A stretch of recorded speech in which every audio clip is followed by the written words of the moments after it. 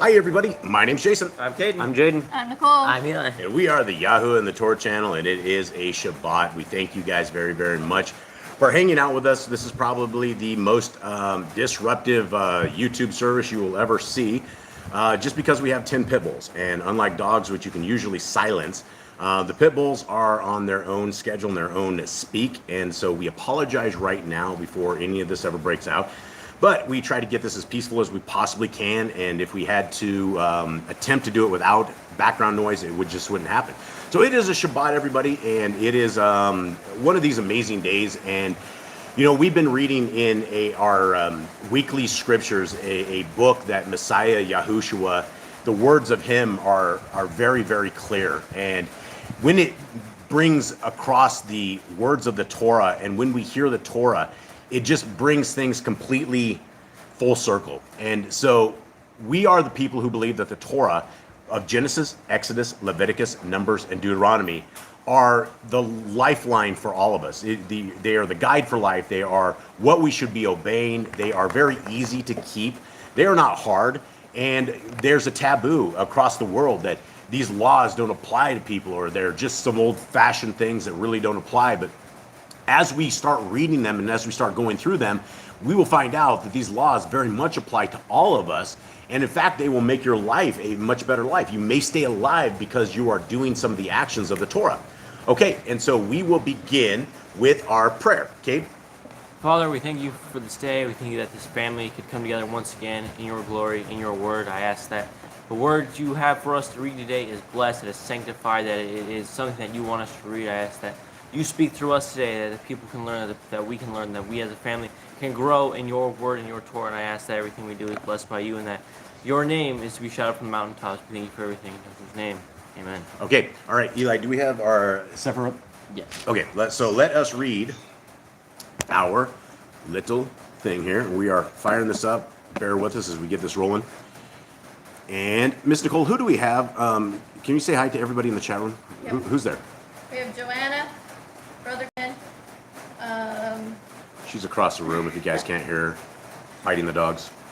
Zachariah, Rhiannon, Damon, Bikers are here, Philly, Greg, and Cindy LJ. All right, this is the family. So thank you guys very, very much for joining us. We love you guys very, very much. And let us get on with this. Hear, O Yisrael, Yahuwah Eloheinu, Yahuwah is one. And you shall love Yahuwah Eloheka with all your heart, and with all your soul, and with all your might. And these words which I command you this day shall be in your heart. And you shall teach them diligently unto your children, and shall talk of them when you sit in your house, and when you walk by the way, and when you lie down, and when you rise up. And you shall bind them for a sign upon your hand, and they shall be as frontlets between your eyes. You shall write them, and you shall write them upon the posts of the house and on your gates. All right, let's talk about this real quick, guys.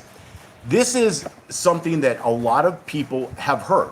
We understand from Messiah Yahushua, and that is who most people know as Jesus the Christ, that there's two of the greatest commandments. And one of the two of the greatest is that we are to love our neighbor with as we love ourselves. The other commandment is to love our Elohim, our God, our Yahuwah, with all our heart, with all our mind, and with all our soul. Now, if we take this into a relationship with, say, our spouse, and we look our spouse in the eyes and we say, you know what, with all my heart, with all my mind, and with all my soul. And then you go out and you start cheating on her, right? And then you come back and go, you know, baby, I still love you with all my heart, with all my mind, and my soul. Your spouse is going to look at you and go, well, it's obvious that is not true. You're lying to me, because if you love me with all your heart, mind, and soul, then you would be loyal to me. You wouldn't be off diddle-adding around doing whatever it is you're going to do. And that same concept applies to our Creator. If you think that you can love our Creator with your heart, mind, and soul, while you disobey Him and you cheat on Him and you do evil things, it goes the same way. And if you think that you're going to break your spouse's heart by being an evil person like that, which you will, imagine what it is doing to our Creator. So as we go through these laws, statutes, and commandments of our Creator, which again, I encourage everybody who's ever listening to this stream to embrace, to write upon your heart, mind, and soul. Go ahead and go into them, Eli. and put them for they're supposed to be frontlets of our eyes. We're supposed to discuss them when we lay down. We're supposed to discuss them when we rise up. It is supposed to be something that is so fabulous in our lives that everything we have involves them and is wrapped around them. All right, so these are these awesome, spectacular, stupendous, amazing scriptures, Torah laws right here.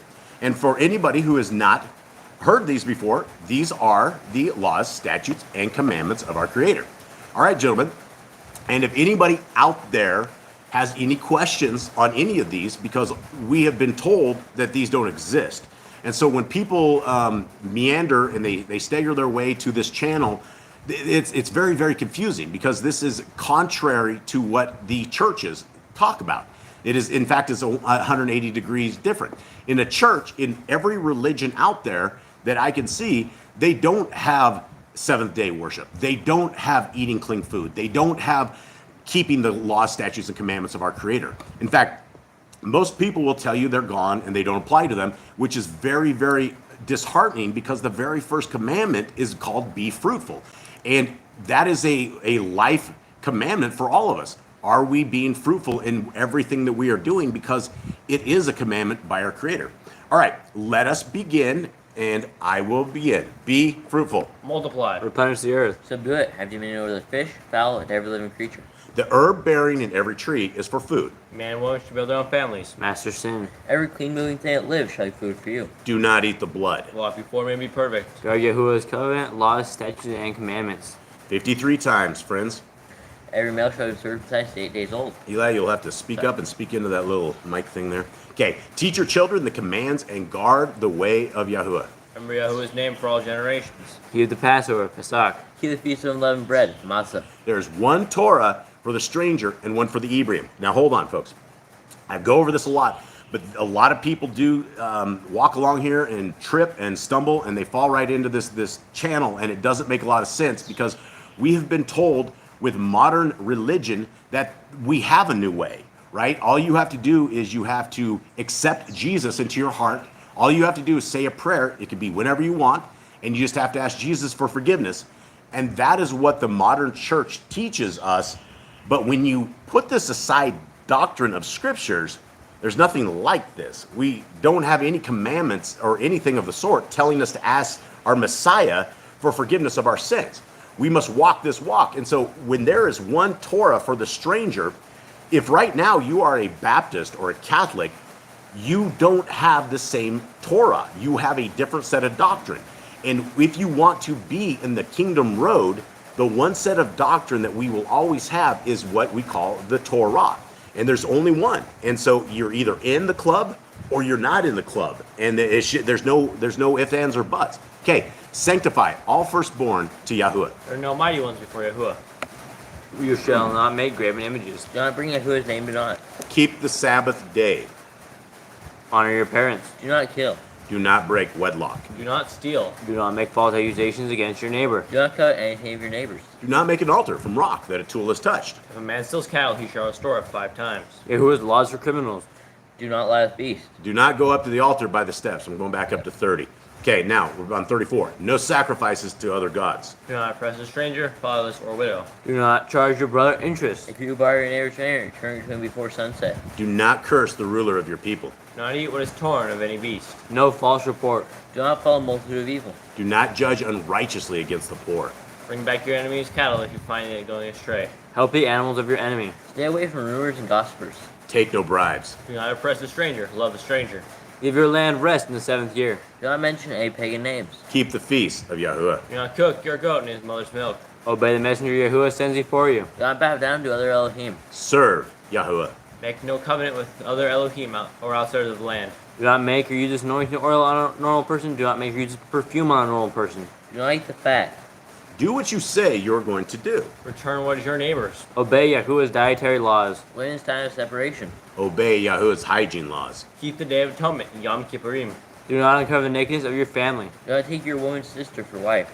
Do not lie with a woman in her uncleanness. You shall not sacrifice your children to Moloch. Do not be a sodomite. Be holy. Do not reap the corners of your field, or you shall not glean your vineyard. Do not deal falsely or defraud your neighbor.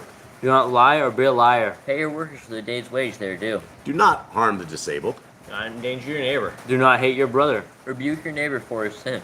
Love your neighbor as yourself. Do not divert your cattle. Do not mingle your seed. Do not mingle linen and wool. Do not lie with the taken woman. Do not eat the fruit of the trees for 3 years. Do not practice sorcery. Do not round your beard or the corners of your head. Do not cut yourself for the dead. Do not get tattoos. Do not prostitute your daughter. Do not defile your temple. Do not consult the medium. Respect your elders. Have correct weights and measures. Do not walk in the manners of the nation. Keep the feast of first fruits, Shavuot, and the Omer count. Keep the feast of trumpets, Yom Torah. Keep the feast of Sukkot, Shemini Atzeret. If you blaspheme the name of Yahuwah, you shall be put to death. If you kill your neighbor's animal, you must give him another. Repay injury for injury. Honor the Jubilee year. Confess your sins to Yahuwah and repay who you have trespassed against. Jade, you're starting to yell on this. I'm sorry. You're doing really, really good job. I think everyone can hear you. Thank you very much. Okay, the Torah of being a Nazir. Wears these on the 4 corners of your garments. The law of whoever touches the corpse. Follow Yahuwah's laws of inheritance. Torah of keeping your oath to Yahuwah. Do not add or take away from the word. Guard your soul. Learn to fear Yahuwah. You shall love Yahuwah with all your heart. Bind the laws upon your hand and the frontlets between your eyes. Write the laws of doorposts. Do not tempt Yahuwah.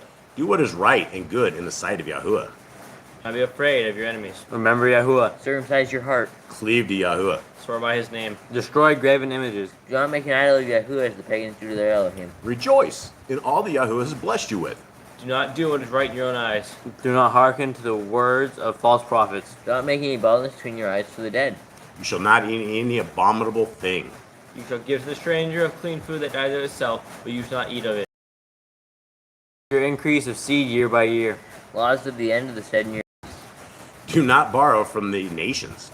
Do not harden your heart nor shut your hand from the poor. Guard month 1 on Yahuwah's calendar. 3 times a year all males shall appear before Yahuwah. You shall make judges and officers in all your gates. Do not plant Asherah poles near the altar. There must be 2 or 3 witnesses. Hearken unto the prophet Yahuwah has chosen. Prophetess of Deuteronomy. Do not remove your neighbor's property line. How to deal with a false witness among Torah keepers. The first child is to get double portions. If your brother's cattle or clothes are lost, when you find them, you must return them. A woman should not wear what pertains to a man, nor a man wear what pertains to a woman. If you find a bird's nest with the mother and the baby's eggs, take the baby so not the mother. If you build a new house with a flat roof that is able to be lived on, you must put a railing around it. Do not be a prostitute. Do not use dirty money. Law of divorce. Do not take a person's millstone for a pledge. If you lend to your brother or do not enter his house to get your payment, he must bring it to you. Return his clothing before sunset if that was his pledge. Do not oppress a hired servant that is poor and needy. Every man shall be put to death for his own sin. Do not go back for the forgotten sheaf in the field. Leave it for the stranger, fatherless, and widow. Do not muzzle your ox when he treads out grain. If your brother dies and has no child, you'll take his wife and name the firstborn after your brother. At the end of 7 years, you are to read the Torah at the Feast of Sukkot. All right, that is it. That is those laws, statutes, and commandments that the majority of the world doesn't care about. They don't want to hear about it, and they definitely don't want to keep them. And if you look at them, they're actually really easy to do, right? Things like don't drink the blood, right? That is one of those abominable things that for some reason people like to do. And we're told not to do that because there is life in the blood. And so we're also told not to eat the fat. Those are things that people do. Still, we're told not to eat bacon and swine. People still do that, right? If you love your Creator truly and you are being honest, then if you're eating pork, then you're slapping him across the face. All right, so let's get into our reading right here. We are in Genesis 38, and then after this, we have a special bonus with a letter that you guys, I don't know if you guys have read or not, but we are actually going to read it, and it will make this chapter make a lot more sense. Okay, is everyone ready? Yep. Everyone in the chat room still live? Mr. Cole? Yeah, but she says, Philly said that it's choppy for her, but she also said Jeremy can't comment. I don't know why, because he should have a wrench. Jeremy can't comment. Yeah, Jeremy should have a wrench. Did you actually, like, mute him instead of, like... No, I put him with a wrench. Jeremy has a wrench. I don't know where you're at, brother. We might have some stuff to do here. Let's see if this clears up and let us know. Okay, it's much better sound quality. Okay. Yeah, Jeremy, we may have snafu'd or something Might on need to this. Use your tablet. for Well, a minute and swap. This? Yeah. Okay, go ahead. All right, so let's get into this, guys. We are in Genesis 38. And again, like I said, we have something really cool that's going to tie all of this in there today. Okay, anyone have anything, gentlemen? You guys good? Yeah. Okay, let's lock and load. Here we go. At that time, it came to be that Yehuda left his brothers and turned aside to a man, an Adulamite, whose name was Kira. And Yehuda saw there a daughter of a certain Canaanite, whose name was Shua, and he took her and went into her. So she conceived and bore a son, and he called his name Or I guess if you're looking at it, he called his name right? If you're in, what do we make of this? Why is this situation bad already? Because she was a Canaanite. She's a Canaanite, right? And so we are supposed to stay within, back in the day, stay within our tribes. You weren't supposed to go outside of it. You're supposed to stay with your own people, and he did not. And so he married a woman, and he is out of covenant. Sylvia, is she having, the baby Sylvia's having issues too. No, Sylvia has issues with her cell phone. Okay, Sylvia has issues with her cell phone. Yeah. Okay, I'm just checking out chat here with you guys. I wish I could keep the chat on. I do it, but that's why I have mystical. Okay, let's Hold on. continue. Drake says the wickedness of was guilty of, if not stated, but can't be assumed to be especially evil. Maybe the brothers died because their mother was a Canaanite and this broke the covenant. All right, so brother, we have that extra special text at the end. We're actually going to read, and I'll break it to you guys now, the Testament of Yehuda. We're only going to read the second chapter where it explains this part quite a bit. So a lot of things are going to be opened up when we read that. So let's get through this, and then we'll have some fun. We're all having fun, so it doesn't matter where we're at. Okay, and she conceived yet again. Oh, actually, let me hit the last one. She conceived again and bore a son, and she called his name Onan. And she conceived yet again and bore a son, and called his name Shelah. And he was at Kezib when she bore him. And Yehuda took a wife for his firstborn, and her name was Tamar. But was evil in the eyes of Yahuwah, took his wife. Was evil in the eyes of Yahuwah, and Yahuwah took his life. Okay. Anyone have anything? No, I don't think so. Okay. I think I got through don't be evil. like maybe 10. Yeah, don't be. Okay. And Yehuda said to Onan, go into your brother's wife and marry her, and raise up an heir to your brother. And Onan knew that the offspring would not be his. And it came to be, when he went into his brother's wife, that he spilled on the ground, lest he should give an offspring to his brother. Now, this is really weird thinking, right? I mean, the thinking that, not the whole spilling on the floor, but the entire, why would you guys think that kid is not going to be yours, even though it is your kid? You're going to raise it. You're just going to It's your honor kid. your brother. So you Yeah, honor the death of your brother. it's still your kid. It is still he your hated DNA. Maybe he hated his brother. I mean, it's the weirdest thing that people are. Did we hear like about this. it in the book Yehuda? Did Ye- you understand what it is? A little bit. Okay, let's continue. Oh, last verse 10. 10. But what he did displeased Yahuwah, so he took his life too. All right, now we're heading up to the Targums, which is yet another translation, and we will hear what has happened. It was at that time that Jehudah had gone down from his property and separated himself from his brethren, and had inclined to a man, an Adulamite, whose name was Hira, that Jehudah saw that where the daughter of a merchant man whose name was Shuvah, and he proselyted her and entered with her. And she conceived and bare a son, and called his name because he was to die without a child. And she conceived again and bare a son, and called his name Onan, because his father would have to mourn for him. And she added and bare a son, and called his name Shelah, because her husband had forgotten her, and was in cessation when she bare him. And then the other version of it says, and it was that she ceased. So whatever that means. Continue on. And Jehudah took a wife for his firstborn, a daughter of Shem the Great, whose name was Tamar.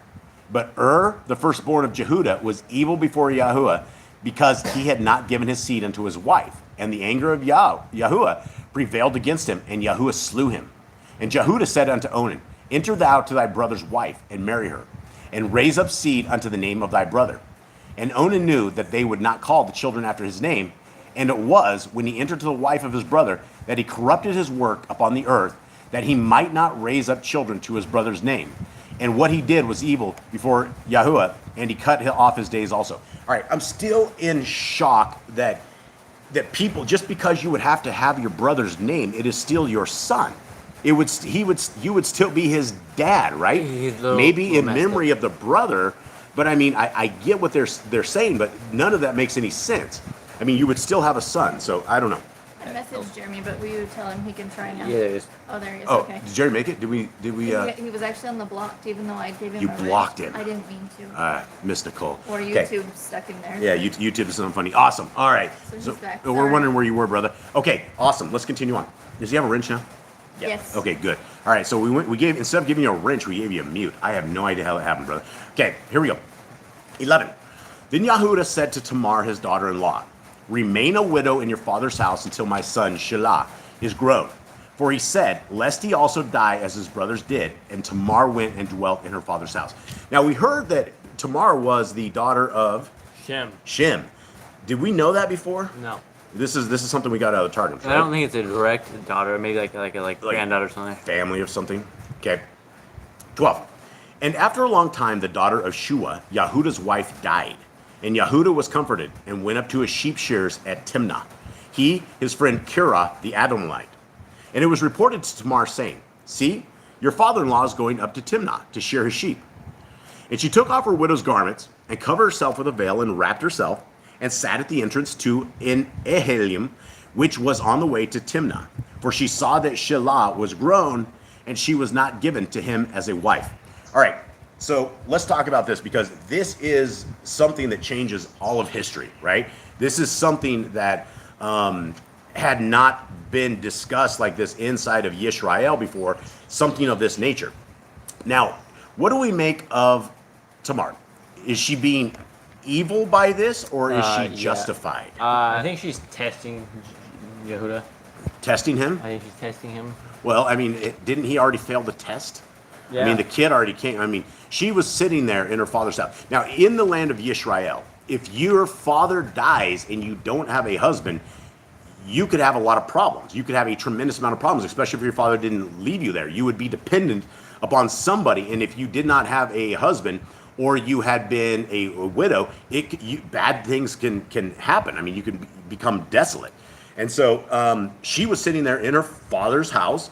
And we have to be talking many years, right? Mm-hmm. The kid, I mean, the marriage, what are we talking? 10 years maybe? Or at least 5 or 6, you would think. Depends on how old Shelah was. Yeah, and it depends. I mean, and how, what was his age? What did she expect? What the age was. But regardless, he was never given to her. Okay, 15. And Yahudah saw her and reckoned her for a whore, for she had covered her face. Okay, that's just extremely cryptic, and we don't actually know anything, but today we're going to figure out why she was, why things happened the way they happened. All right, let's continue on. 16. And he turned aside to her by the way and said, please, let me come in to you.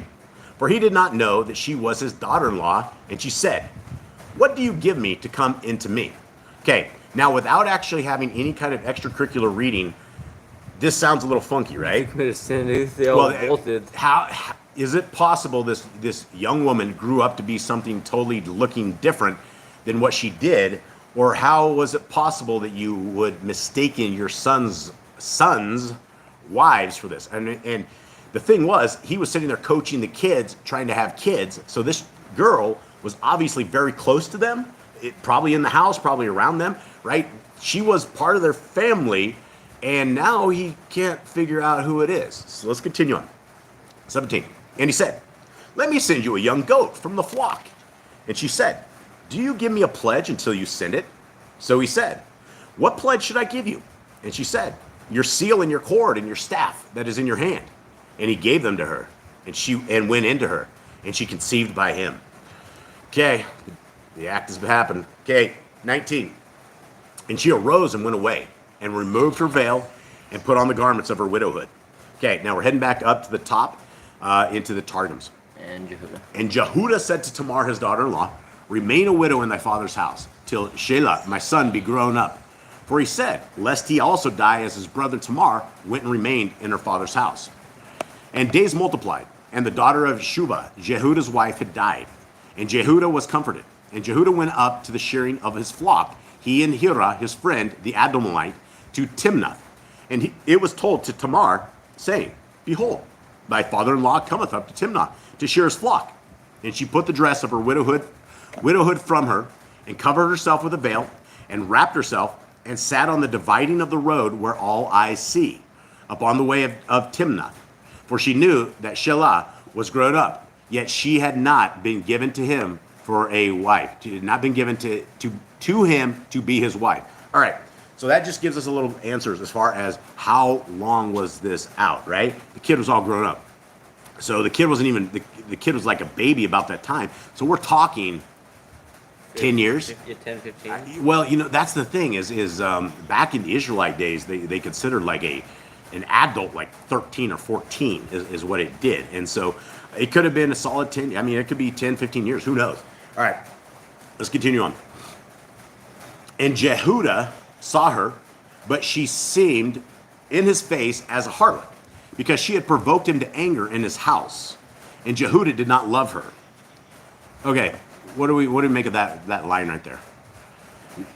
Anyone? He didn't love her. I mean, Because she had provoked him to anger in his house, and Jehudah did not love her. Probably because she had basically killed like both her sons. Probably. She didn't kill I know, anybody. that's probably what she thought. She didn't. Yeah, well, I mean, it could have been. It could have been the Black Widow or something of the sort.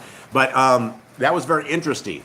And so she had provoked him to anger, and I'm sure in this environment, I mean, it's kind of families all hanging out. I mean, if they knew that the kids weren't making it happen, they knew all about her. Okay. And he inclined, and actually the Jerusalem side says, for she had enwrapped her face. And he inclined to her in the way and said, Let me now go in with thee. For he knew not that she was his daughter-in-law. And she said, What wilt thou give me to go in with me? And he said, I will send thee a kid of the goats from the flock. And she said, If thou wilt give me a pledge until thou shalt have sent. And he said, What pledge shall I give thee? And she answered, Thy seal, and thy mantle, and thy staff, which is in thy hand. All right, I don't know exactly what a seal and a mantle are. I do know what a I staff think is. A seal is his ring, like a signet Oh, ring. it could be a signet ring. A mantle? Anyone out there? I don't know. Does Brother Glenn man. make it today? Could be a cape. The other one says Could be a cape or a cord. crown. A cord? That's what the regular one says. Like her is steel is cord and staff. So what is he? What do we make of this? Yeah, He has they- like a decorated I don't know. staff or I don't something. really like it could be a bracelet. The cord could be a bracelet. Yeah. Well, there's three things here, right? And so she made sure it wasn't just like one thing. Like if this guy like dropped his staff and they found his staff, she made sure this was his stuff. Okay. And he gave them to her and went in with her, and she conceived by him and arose and went and put her veil from her and put on the dress of her widowhood. And okay, is that it? Yep. Okay, now we're heading to the bottom. Jeremy says a shoulder mantle. A shoulder mantle. I don't know what that is, Jeremy. Yeah, I don't know what that is. We're uneducated here. Okay, 20. And Yehudah sent the young goat by the hand of his friend, the Adullamite, to receive his pledge from the woman's hand. But he did not find her. And he asked the men of that place, saying, Where is the cult prostitute who was beside the way to Enium? And they said, There was no cult prostitute in this place. And he returned to Yehudah and said, I have not found her. And the men of the place also said there was no cult prostitute in this place. A mantle is an outer garment. Oh, an Glenn. outer garment. Oh, like his cloak. Who said that? Who told us? Glenn. Glenn, Brother Glenn, thank you. Ah, so she took his coat and his staff and his ring. Wow. And Jeremy says it's like what a king has on his shoulders when he's all Oh dressed yeah, up. like the little Superman's cape thing, or they put the little thing over it. I get it. All right, thank you guys. Much love to you guys. Totally love you guys. All right. And Yehudah said, Let her take them for herself, lest we become despised. For I sent this young goat, and you have not found her. Okay, so let her take them for herself. So they assumed that she just stole these things, right? The guy's coat, his staff, and his ring. She just assumed it, right? And they're like, lest we become despised. So he, right out of the gate, there was some kind of guilt, right? What kind of guilt is there? Just by the act of having a harlot, if that was a harlot, what did Yehudah messed him up, right? What do we know of Torah commands, folks? Fornication. Yeah. Adultery. Well, yeah, I guess it wouldn't be adultery. His wife was dead, but it would be fornication for sure. Okay, All right, let's continue on.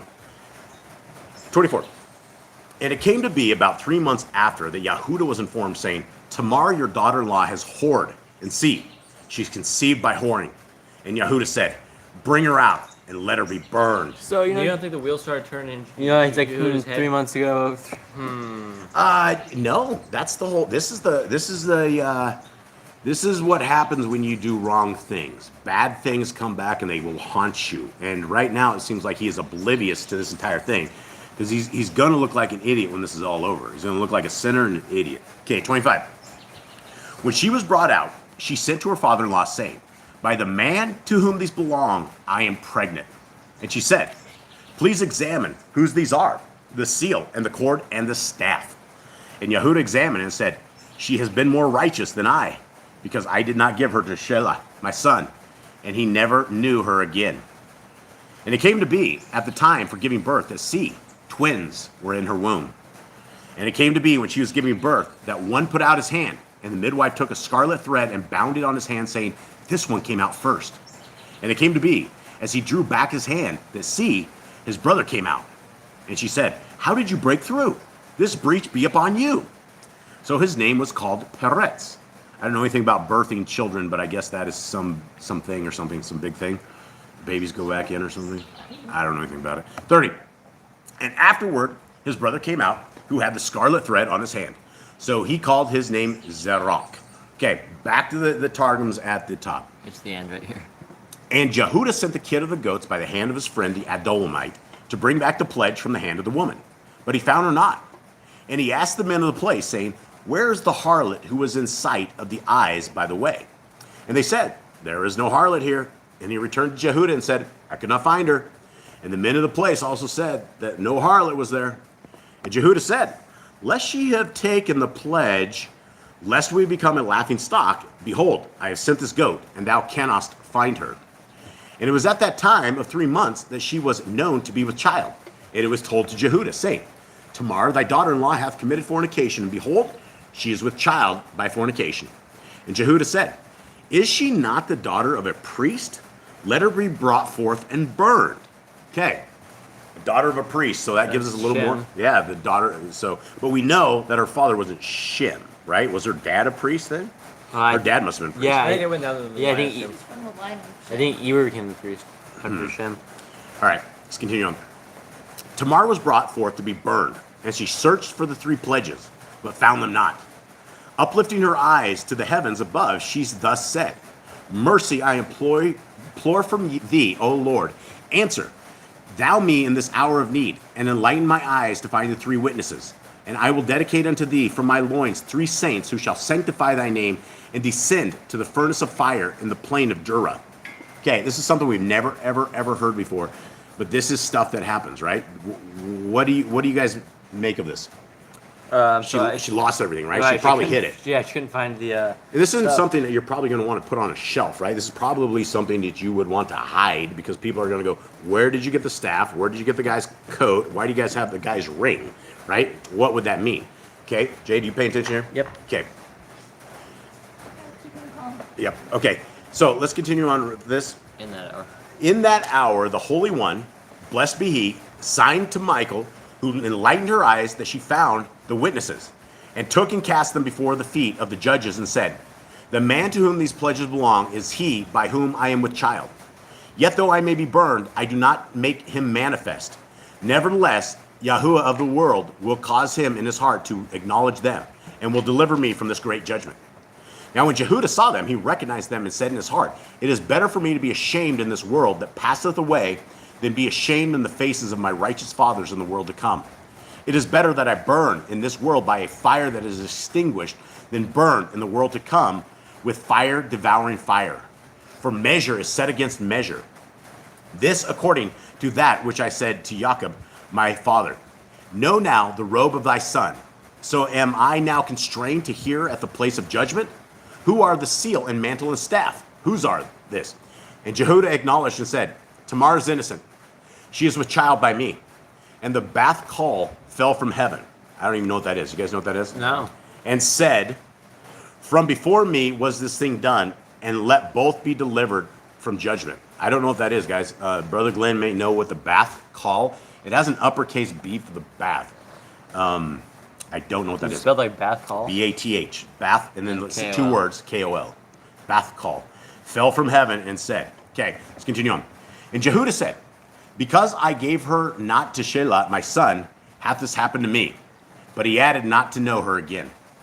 All right, is that it, or is there There's another? Jerusalem. Okay, then we have the Jerusalem part of this, and it says, her veil, Tamar was brought forth to be burned with fire, and she sought the 3 witnesses, but found them not.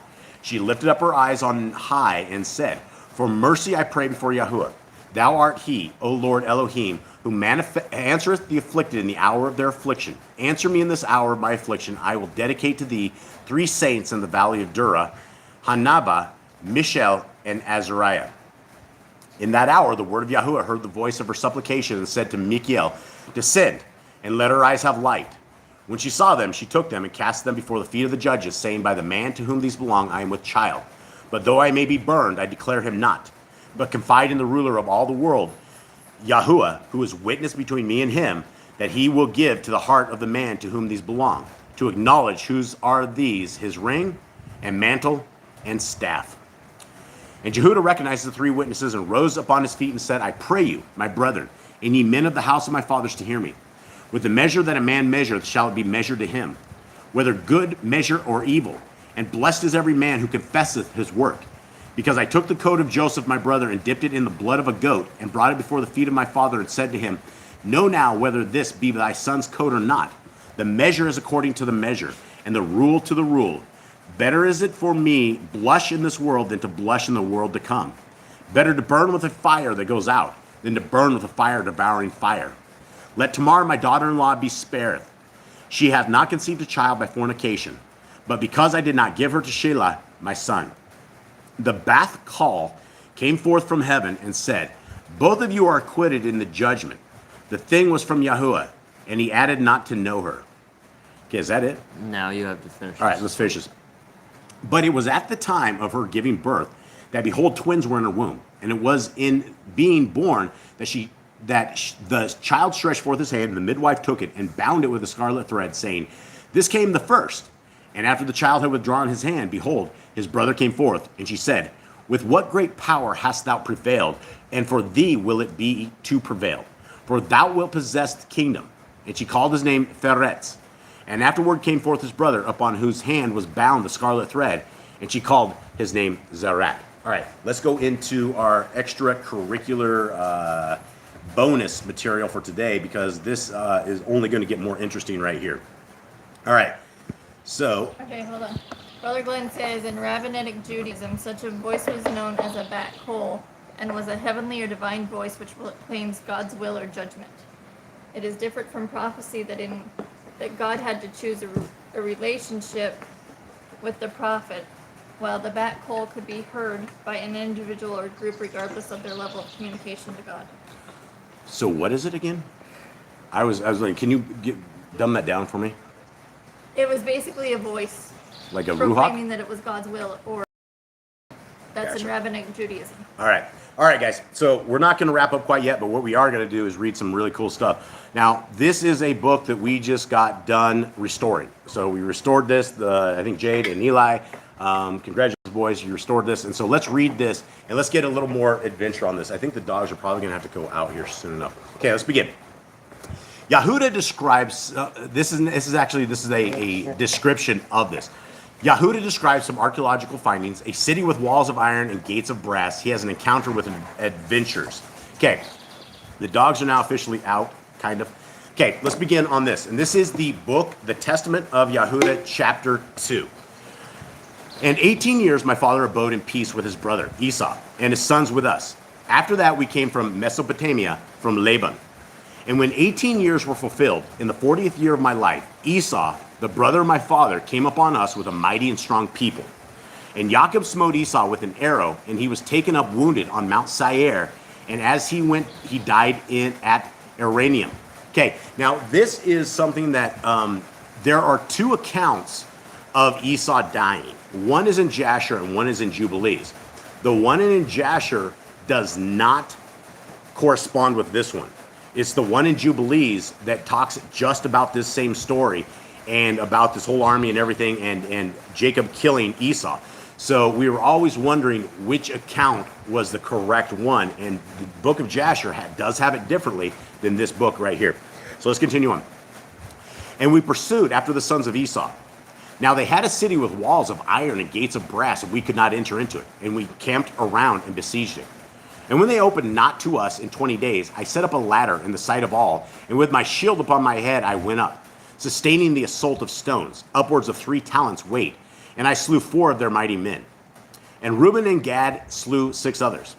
Then they asked from us terms of peace, and having taken counsel with our father, we received them as tributaries. And they gave us 500 cores of wheat, 500 baths of oil, 500 measures of wine, until the famine, when we went down into Mitzrayim. And after these things, here comes the story. My son took my wife Tamar from Mesopotamia, a daughter of Aram. Now was wicked, and he was in need concerning Tamar, because she was not of the land of Canaan. And on the 3rd night, a messenger of Yahuwah smote him. And he had not known her according to the evil craftiness of his mother, for he did not wish to have children by her. In the days of the wedding feast, I gave Onan to her in marriage, and he also in wickedness knew her not, though he spent with her a year. And when I threatened him, he went in unto her, but he spilled the seed on the ground, according to the command of his mother, and he also died through wickedness. And I wished to give Shelah also to her, but his mother did not permit it, for she wrought evil against Tamar, because she was not the daughters of Canaan, as she also herself was. And I knew that the race of the Canaanites was wicked, but the impulse of my youth blinded my mind. All right, what do you guys make of this? We only have 2 of us left here at the table. Yeah, so it seems that a lot of problems stem from the Canaanite wife he took. A lot of problems he had was from her and not from like the kids. It like started with her. Yep. Okay, now here is the big stuff. And when I saw her pouring out wine, owing to the intoxication level, I was deceived, and took her, although my father had not counseled it. And so he's talking about who? Right here. You guys know? This is talking about his Canaanite wife, right? He took the wife. He had not counseled with his father, and he was a little bit, 3 sheets to the wind. He was a little intoxicated. So let's see if that intoxication, he learns his lesson from that. 19. And while I was away, she went and took for Shelah a wife from Canaan. And when I knew what she had done, I cursed her in the anguish of my soul. And she also died through her wickedness together with her sons. And after these things, while Tamar was a widow, she heard after 2 years that I was going up to shear my sheep, and adorned herself in bridal array, and sat in the city Inium by the gate. For it was the law of the Amorites that she who was about to marry should sit in fornication 7 days by the gate. Now, we have heard about the evilness of the Amorites and the different things like this, but this is something we had never heard before, right? That why would this woman be sitting there? And I guess the Amorites, I guess if you were going to marry, you sat out there and would sit in fornication 7 days before you got married. I don't even know what to make of this. Some Babylonian stuff. That's right out of Babylon right there. Okay, 24. Therefore, being drunk with wine, I did not recognize her, and her beauty deceived me, though the fashion of her adorning. And I turned aside to her and said, Let me go in unto thee. And she said, What wilt thou give me? And I gave her my staff, and my girdle, and my diadem of my sovereign in pledge. And I went in unto her, and she conceived. And not knowing what I had done, I wished to slay her. But she privily sent my pledges, and put me to shame. And when I called her, I heard also the secret words which I spoke when lying with her in my drunkenness. And I could not slay her, because it was from Yahuwah. So that is some drunken pillow talk. And those are things that you would probably end up not wanting to hear, but she knew exactly what was on his heart. And here we go. 30. For I said, lest haply she did it in subtilty, having received the pledge from another woman. But I came not again near her while I lived, because I had done this abomination in all Yisrael. So his thoughts were, right, that maybe she got these pledges from the other woman, right? But he knew, because she had given him the old pillow talk, that it wasn't, it was her. Okay, 32. Moreover, they who were in the city said there was no harlot in the gate, because she came from another place and sat for a while in the gate. And I thought that no one knew that I had gone into her. And after this we came to Mitzrayim to Joseph, because of the famine. And I was 40 and 6 years old, and 70 and 3 years lived I in Mitzrayim. All right, folks. So that is the end. That is where we are doing this. We are heading off to our other, to our ending. If anybody in the chat room has anything at all, let us know. We love you guys very, very much. Is there anything going on in the chat room, Mr. Cole? No, I don't think so. Sorry, I was doing the dogs. Okay. Oh, one thing that Jeremy doesn't think that Jasher is legit. No? He says, I think it's truth mixed with Jewish lore and named Jasher to appear as the one named in Samuel. There's a lot of stuff that does correspond. You know, you get that. A lot of people will say, you know, that about Jasher and also Jubilees. And I guess, you know, when you're looking at stuff like this, you got to pick the meat and you got to spit the bones. And I guess once we start reading enough of these, there should be enough corresponding evidence along with it to be able to figure it out. I do like Jasher. I do like Jubilees. I like both of them. I know a lot of people have problems with them. And I guess my only advice would be to spit the meat or spit the bones and eat the meat. And yeah, I mean, it does. I mean, what do you guys think? Jasher? You guys have all read that. We've read that I mean, a it zillion times. seems all right, but the more we read other books and it says other things, it might be. Well, you know, differences. the stuff of the lore, I think he probably would be talking about the strengths of the children of Yaakov. Remember, I mean, if the book of Jasher is correct, then they were like, at some level, they had like superpowers. But as you read the testaments of these guys, they talk about it as well. And in fact, if you read the very first chapter of Yehuda, he talks about being huge and strong and fast and kind of the same description. And so, I don't know. I guess we'll have to figure this stuff out, you know, as we go along. Anyone else have anything else out there? No, Chris Z, or Bobby Z, Chris is here, and so is Marina. She Oh, showed Marina. up. Yeah. Marina showed up. Hi, sis. Hi, Chris. Sylvia, I don't know if I said Yeah, that we earlier. saw Sylvia. Okay. Much love to you. All right, guys. Well, I guess that's it. We are going to finish this with a song here, and we love you guys very, very much, and we will call this a day.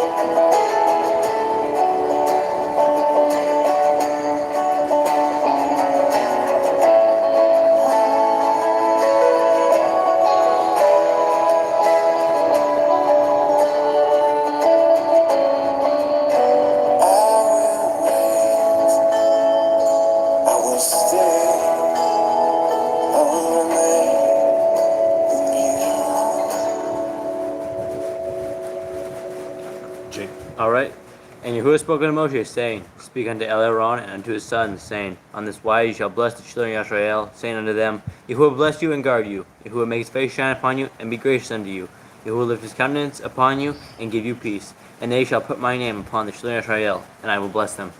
All right, family. We love you guys very, very much. Have a wonderful week. Enjoy the rest of your Shabbat, and we are out. All right. Much love. Shalom.